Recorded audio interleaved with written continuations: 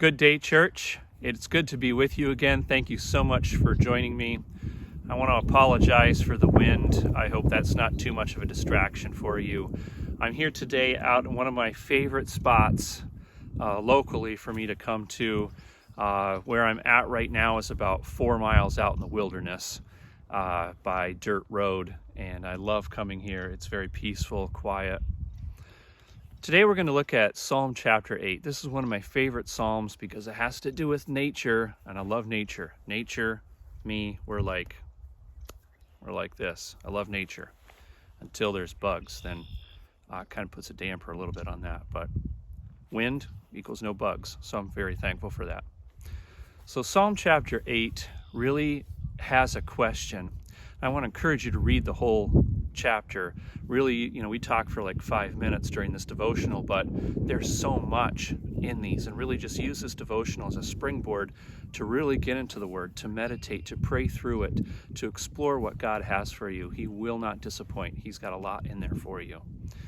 And Psalm chapter 8, I'm going to just focus on verses 3 and 4 today. Verse 3 talks about the stars. I don't have it in front of me, but it talks about the stars. When I survey, the starry sky at night, when I consider the handiwork of the Lord, when I look at how He has ordained those stars.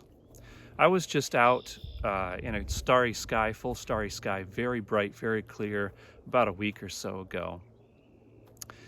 And when we have that opportunity, I think most of us have had that opportunity to look at a full starry night sky, and I really encourage you, if you haven't or if it's been a while, to do so and really get into as a wide open space as you can to really get a good full 360 view of the stars in the sky and take a look at that.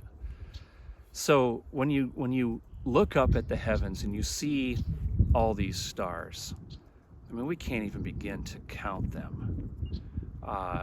Science tells us we can see about 5,000 with our naked eye. When you get a telescope, maybe you can see, 1 million, but it's obvious that there's billions and billions of stars. And what's also amazing is that God has created each and every one of them, and He has put them exactly where they are, and He knows them all by name. That's out of Isaiah chapter 40, I think, where He's numbered them and He knows each one by name. And that's really that Isaiah 40, I think it is really kind of a parallel passage probably to this passage in Psalm 8, at least for this portion of it. So I'd encourage you to look at that as well. But it really talks about how big God is. And in Psalm chapter 8, when he goes out and he looks at the starry skies, and when we do that, it becomes very obvious that there is even to the unbeliever, there is so much more out there than what I've got going on right here, right now in my life. That God is huge, that there is vastness. And there's this idea, this thought that we're really sort of insignificant in comparison to that. And the psalmist here in verse 4, he asks that very question. Oh God, who is man that you are mindful of him? Oh God, who am I that you're mindful of me? Why would you even give me a thought? Well, saints, I'm here to tell you today, you are everything to God. You are everything. You are a gem. You are a prize. You are a treasure. Whatever you can think of high value, that's exactly what you are to God. How do we know this?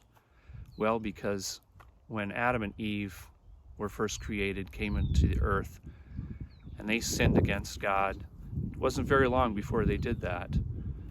There was a separation there. And now the entire Bible is written as a redemption story to get you back into fellowship with God. Everything that we read about is part of a redemption story. God desires fellowship with you each and every day. So you are, the answer to that question, who is man that you're mindful of him? You are absolutely everything to God. Jesus didn't go to the cross to die for trees or stars or mountain grandeur. He went to the cross to get you back, to be in fellowship with you, to take you to heaven and be with you forever, for eternity.